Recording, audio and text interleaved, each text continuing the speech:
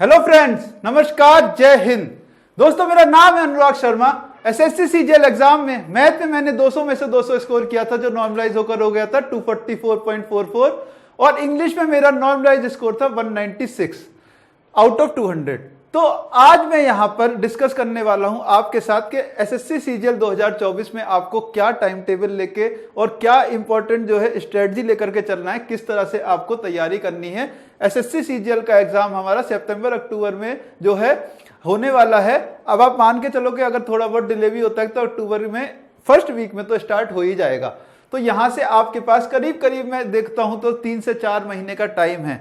Vacancies की जहां तक बात है तो वैकेंसीज सब लोग बोल रहे हैं कि कुछ लोग तो बोल रहे हैं कि 15,000 20,000। चलिए, उतना एस्टिमेट मत मानिए आप, चलिए हो सकता है 20,000 के प्लस ना जाए, लेकिन जो आरटीआई रिप्लाई अब तक आए हैं उनसे इतना तो साफ हो जाता है कि 10,000 के प्लस वैकेंसी यहां पर रह सकती हैं। उससे ज्यादा तो मैं नहीं यहां पर एस्टिमेट करूंगा, क्योंकि अभी कुछ फाइनलाइज नहीं है, अभी तो नोटिफिकेशन भी नहीं आया है, लेकिन 10,000 के प्लस रह सकती हैं। तो बहुत जरूरी हो जाता है कि हम एक सिस्टमेटिक वे में तैयारी करें। और अगर मैं ये सीजीएल का एग्जाम 2024 को टारगेट कर रहा होता तो किस तरह से पढ़ाई करता, वो सारी की सारी एक जेन्युइन तरीके से मैं आपके साथ शेयर करूंगा।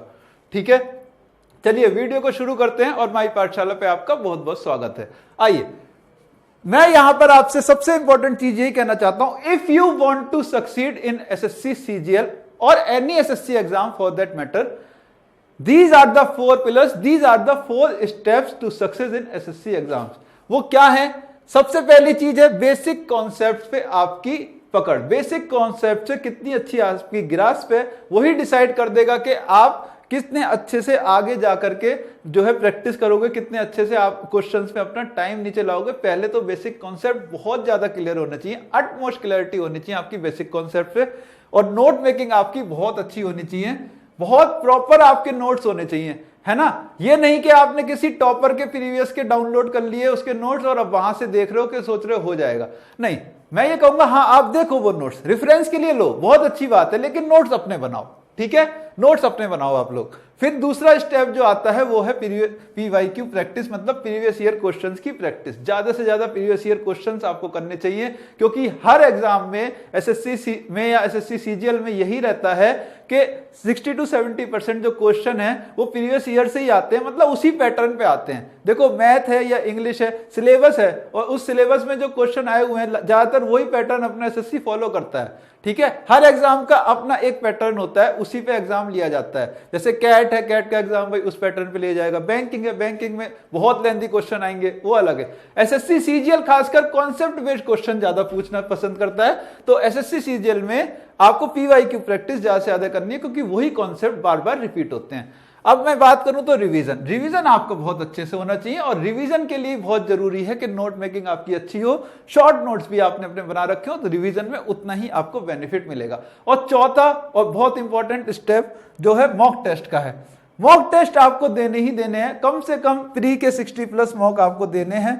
ठीक है, और मेंस के भी आपको कम से कम 40 के अराउंड मॉक देने होंगे। इतना तो आपको करना ही है, और जितना मॉक देना जरूरी उतना ही एनालिसिस करना जरूरी।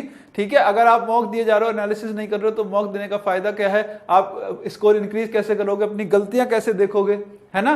तो अपनी गलतियों को जो है वहां पे रेक्टिफाई कैसे करोगे, कैसे इंप्रूवमेंट लाओगे, उसके लिए एनालिसिस भी उतना जरूरी है। अगर आप 1 घंटे का मॉक दे रहे हो, 1 घंटे आपका 1.5 घंटे 2 घंटे एनालिसिस भी चलेगा, और वो उतना आपको इस प्रोसेस से गुजरना है। ठीक है, इस प्रोसेस से आपको गुजरना है।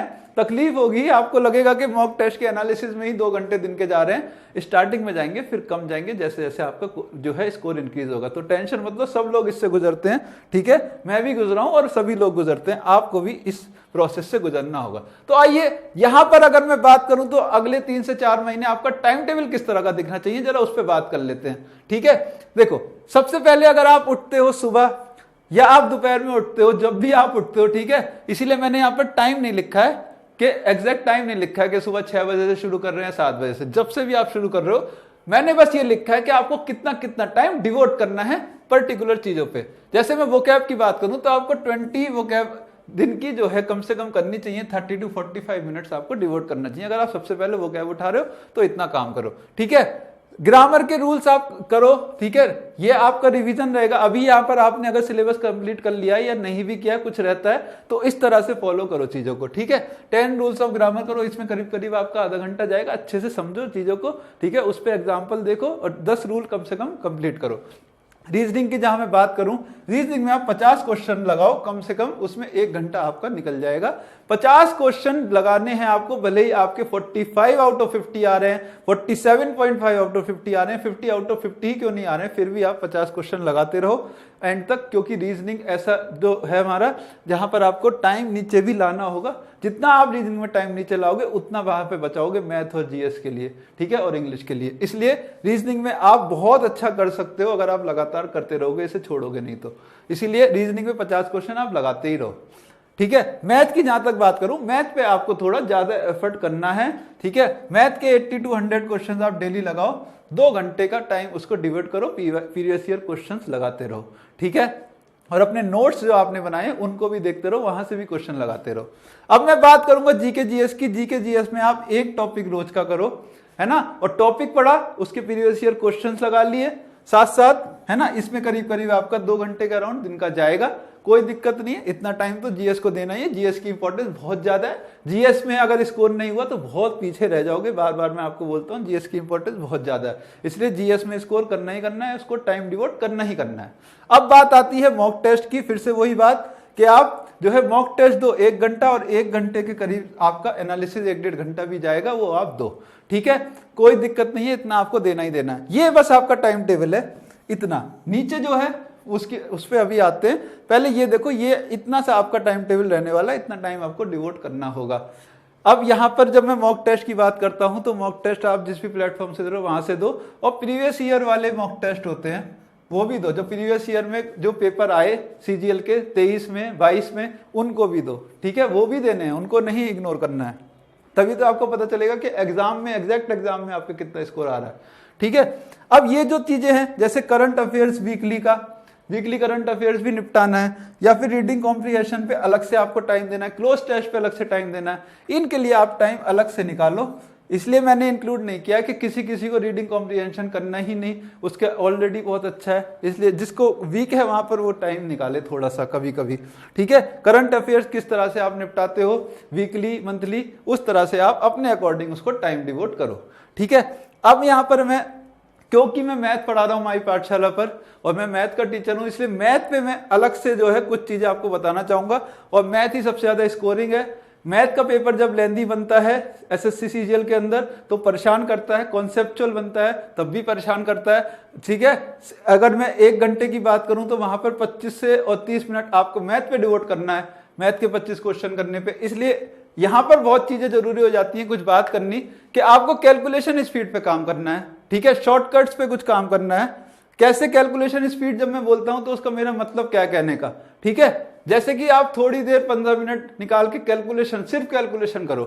जैसे मान लो यहां पर आपको ये मल्टीप्लाई करना है, 43 और 38 की मल्टीप्लाई बोल दी, है ना। अब आप कन्वेंशनल तरीके से करे जा रहे हो, टाइम वेस्ट होगा। आप क्या करो, इसको लिखो, देखो +3, है ना, 40 से 3 ज्यादा, ये 40 से 2 कम, है ना। अब यहां पर क्या करना होता है, क्रॉस मल्टीप्लाई, 40 का स्क्वायर क्या हो जाएगा, 40 का 1600, ठीक है। क्रॉस मल्टीप्लाई जब करेंगे 40 से और उसको भी 40 से, तो ये बनेगा +3 और -2 है, प्लस का 1 +40 बनेगा, और 3 और -2 की मल्टीप्लाई होगी, वहां से बनेगा -6, 40 - 6 प्लस का 34, 1634। ये आपका काम जो है बहुत स्पीड के साथ होना चाहिए। ये कैलकुलेशन है, इसकी कैलकुलेशन की आपको प्रैक्टिस करनी है अलग से, ठीक है। कुछ आपको अपने शॉर्टकट्स जो है साइड में लिखने हैं अपने शॉर्ट नोट्स में, वो क्या शॉर्टकट्स हैं, वो क्या छोटी छोटी चीजें हैं, ठीक है। पहले भी मैं इस पर डिस्कस कर चुका हूं। मान लो 72 किलोमीटर पर आवर है, 72 किलोमीटर पर आवर, ये कितना होता है मीटर पर सेकंड में, लिख के सॉल्व नहीं करना है, आपको डायरेक्ट पता होना चाहिए, 20 मीटर पर सेकंड। जैसे मैंने आपको बताया कि रेडियस अगर किसी सर्कल की 14 सेंटीमीटर है तो उसका एरिया क्या होता है, 616 सेंटीमीटर स्क्वायर। ये सब आपको दिमाग में फिट होना चाहिए, ये प्रैक्टिस से ही आएगा धीरे धीरे। प्रैक्टिस जितनी करोगे, टाइम जितना डिवोट करोगे, स्मार्ट जितना वर्क करोगे, ये चीजें आपको दिमाग में फिट हो जाएंगी। पेन नहीं उठाना पड़ेगा इन चीजों के अंदर, ठीक है। और अपनी क्लास में जो मैं लाइव क्लास लेता हूं सुबह, उनमें मैं इन्हीं चीजों पे ज्यादा जोर देता हूं कि कैसे आप अपना टाइम नीचे लाओगे एग्जाम के अंदर। मेरी लाइव क्लास फॉलो किया करो, सुबह 10 बजे लाइव रहा करो मेरे साथ। अभी से हमने जो चीजें लेके चले हैं वो बहुत अच्छे क्वेश्चन हमने वहां पे किए हैं जो एसएससी सीजीएल एग्जाम में आपको बहुत बेनिफिट करेंगे। वहां आप फंस सकते हो लेकिन हम उनको बहुत इजीली कर पाते हैं और सब बच्चे वहां अच्छा आंसर भी करते हैं। ठीक है, अब शॉर्ट नोट्स आपने अपने तैयार किए इस तरह से। मेंस के मॉक टेस्ट देने हैं आपको। कौन सा मेंस? 22-23 तो देने ही है। जो पहले मेंस के पेपर हुए थे ना मैथ के 2 घंटे वाले, उनको आपको देना है।